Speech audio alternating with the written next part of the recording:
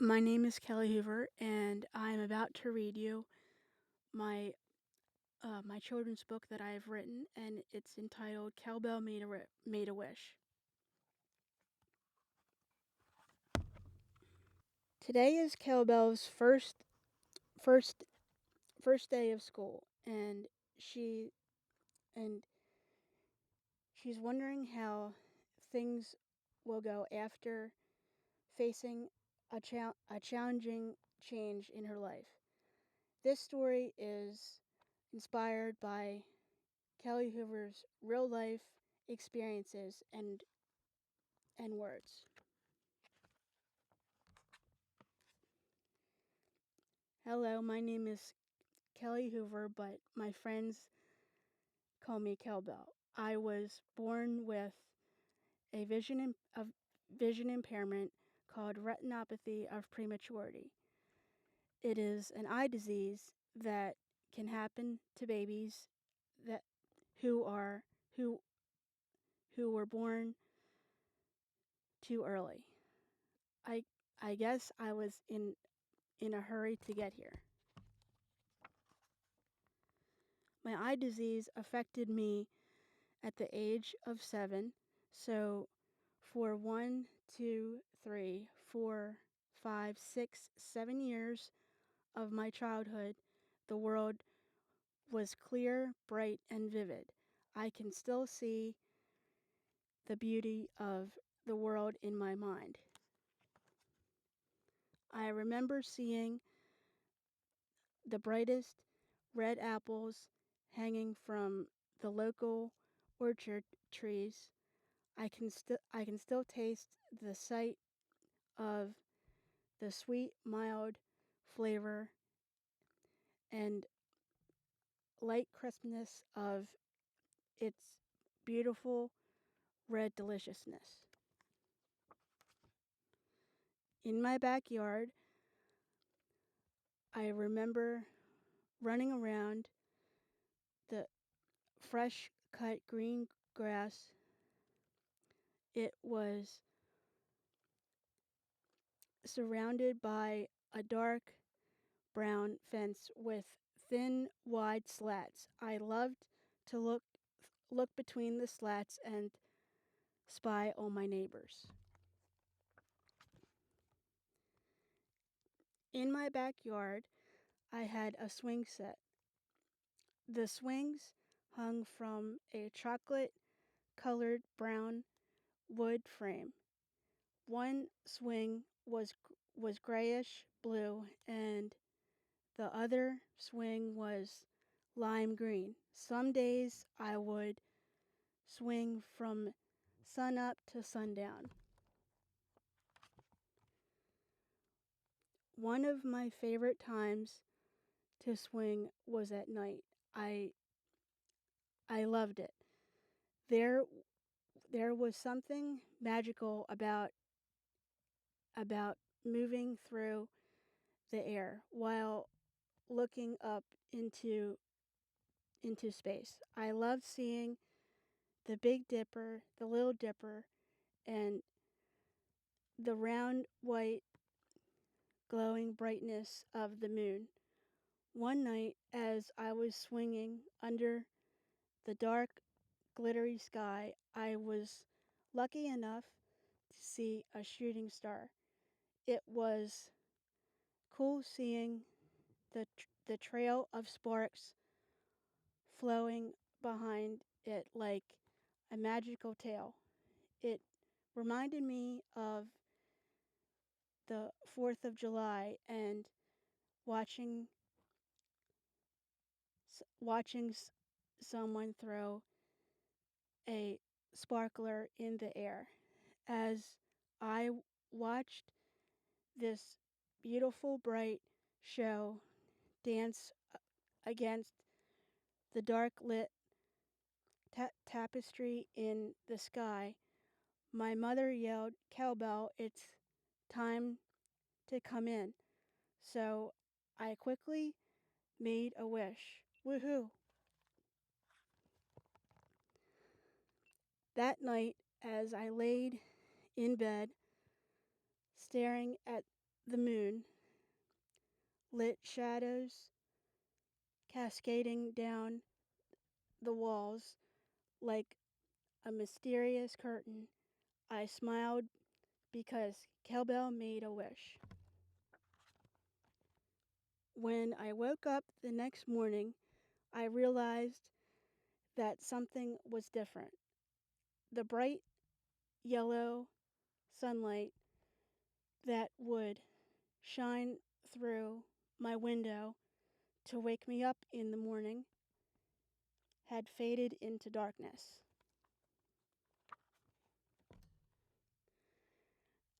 As I looked out of my window, the fresh cut green grass in my backyard, the orchard, the orchard's apple tree, and where I would run around was hazy.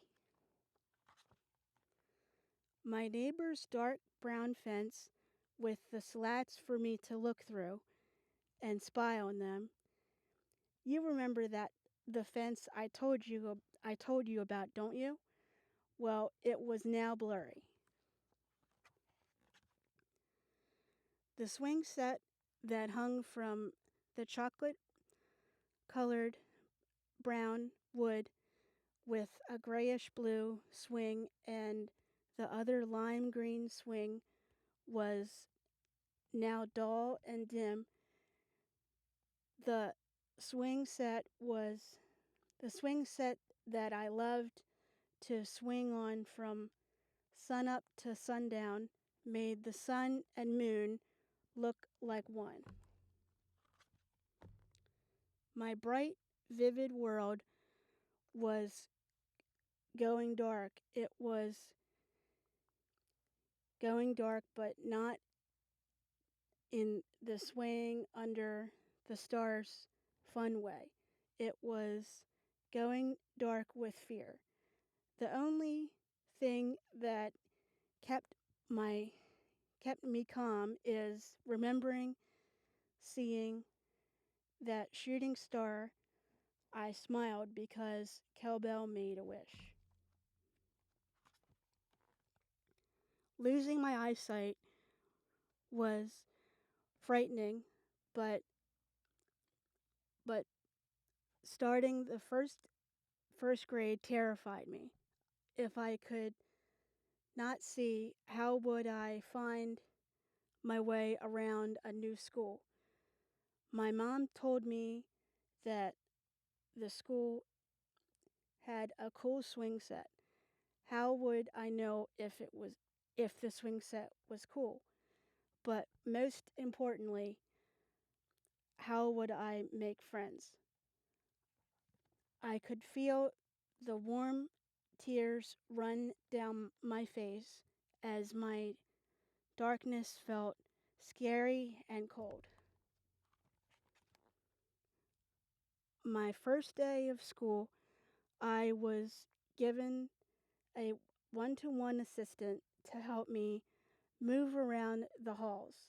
My one-to-one assistant made it easier for me to learn the landscape of the building, but I still bumped into a lot of walls, desks, chairs, and other kids. The walls, desks, and chairs didn't mind me bumping into them, but some kids got very angry. One kid bumped me back and called me a mean name. I couldn't see the kid's face, but I could smell the stench of onions on his breath. Ew! Miss Bello, my gym teacher, announced to the class that we were going to play the catching game. The catching game is when you and a partner faced each other and tossed the ball back and forth. Every time you caught the ball, you would have to take a step backwards away from your partner. Whoever dropped the ball first was ruled out and would have to sit down. I was excited when I heard we were going to play this game. Even though I was losing my eyesight, I knew I was really good. I was a really good catcher. In my mind, I was one of the best.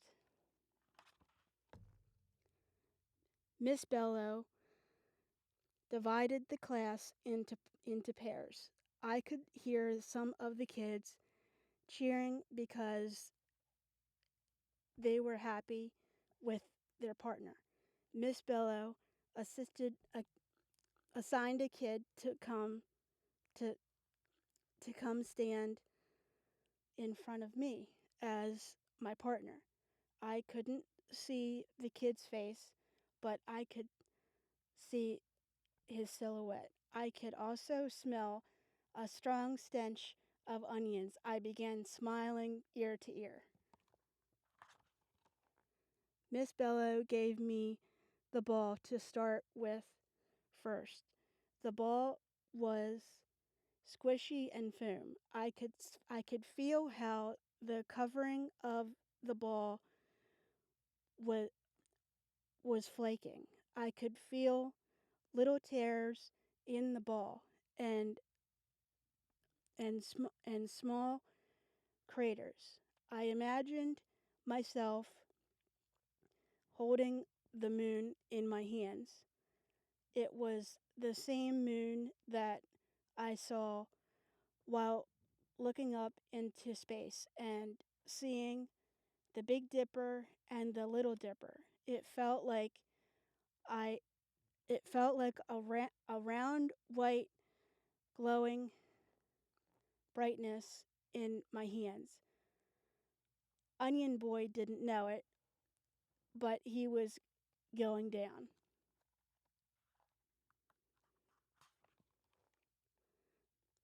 Miss Bellows started the game by saying, "On your mark, get set, go." I tossed the ball to Onion Boy. I could hear him catch it, thump. I also knew the he caught the ball because my one-to-one assistant was there to make sure no one cheated. So I tossed the ball back so so he tossed the ball back to me. Thump. I caught I caught it and took a step back. We we battled catch for catch. It felt like it went on forever.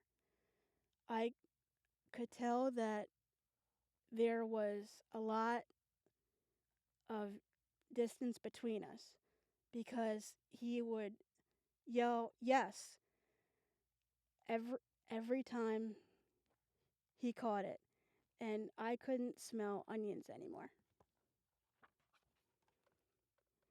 As the class was ending, Miss Bello yelled out, "Anyone still in the game will will have one more toss." And the ball, I had the ball, so I tossed it into the air and counted 1, 2, 3, and heard a thump. Yes, he caught it. I knew the I knew the pressure was on. I also knew I had 3 seconds of airtime to prepare to catch his throw.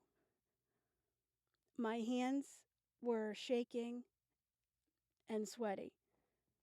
My whole body was rocking back and forth with nervousness and excitement for the anticipation of the throw.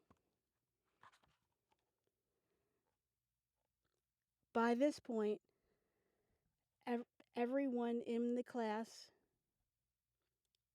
classroom must have been watching me and Onion Boy battle to the death. I could hear them cheering,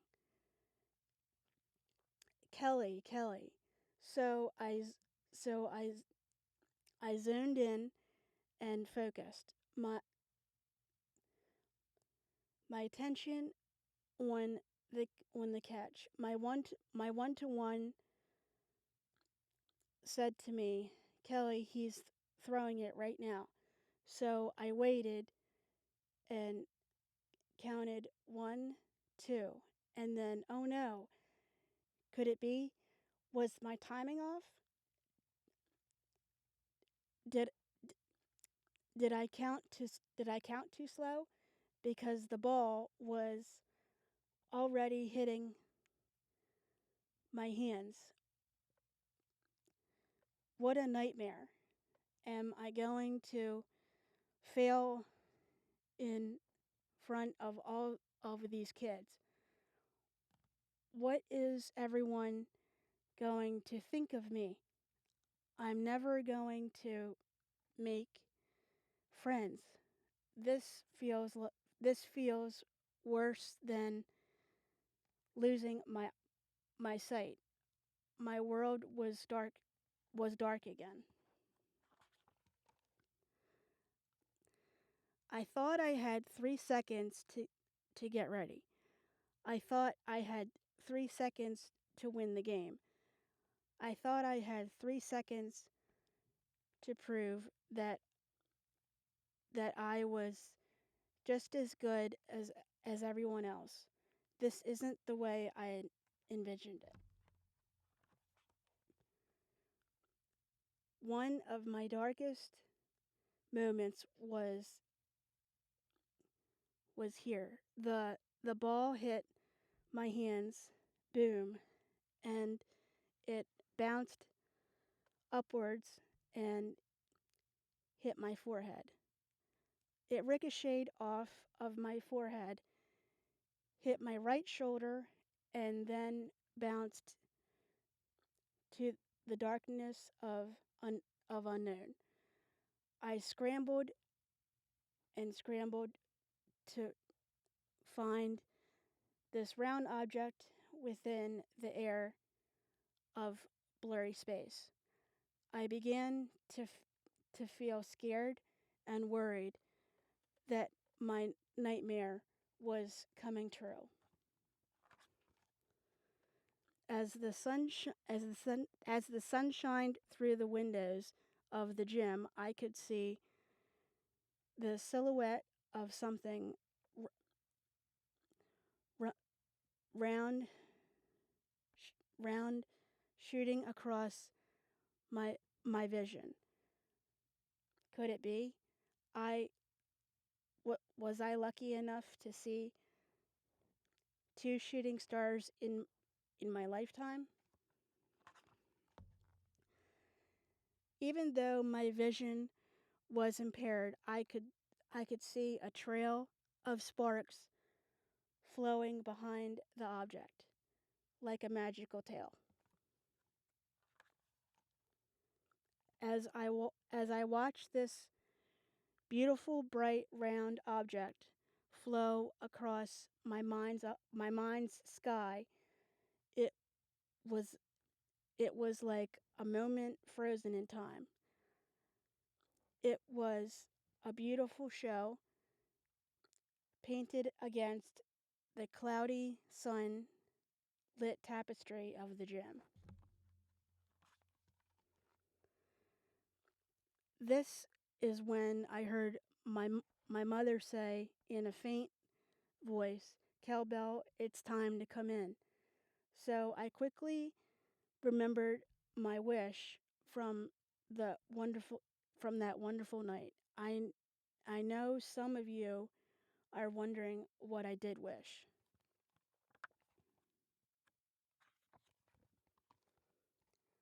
The night I saw a shooting star, I wished that I could always hear my mother's sweet voice. The night I saw the sh- sparking ball of fire. I wish that I could always feel safe under the beautiful dark and bright skies. The night I saw the that that streaking whitish red glowing ball flying from space into Earth and disappearing into the bright darkness of the sky. I wish that I could always I could always swing sun up to sundown under under it. But most importantly, I wish that I could always see a shooting star. At that moment, I closed my eyes and reached out to grab the shooting star inside of that gym. I touched it. I touched it with both of my hands. I touched a shooting star. This star felt squishy and foam. I could feel how of some of the star's covering was flaking. I could feel little tears and small craters of the star. Then realized something and I smiled.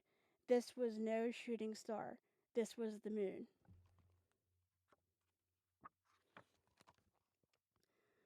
I caught the moon.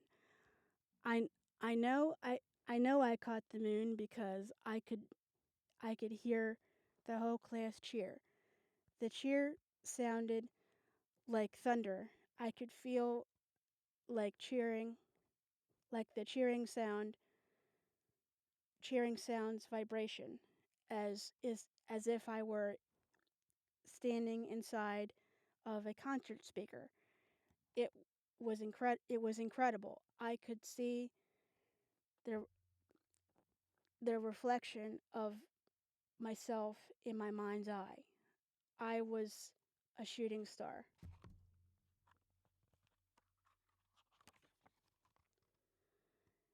As the school's bell rang over the intercom, indicating that it was time to move to the next class, my one-to-one said, "It's time to go, Kells."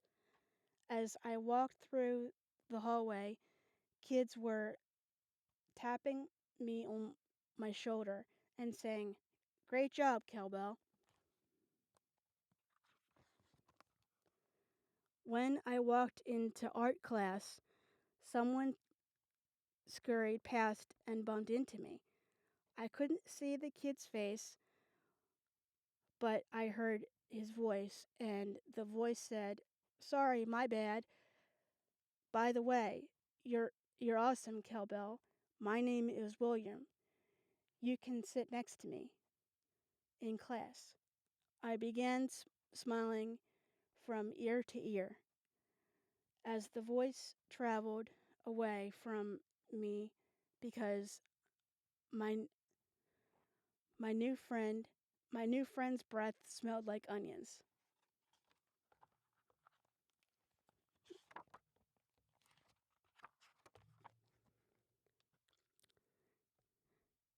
Thank you to my mother, friends and family, Dean Crawford, Bella McCree, and to all that have supported my dream. Kell Bell loves you.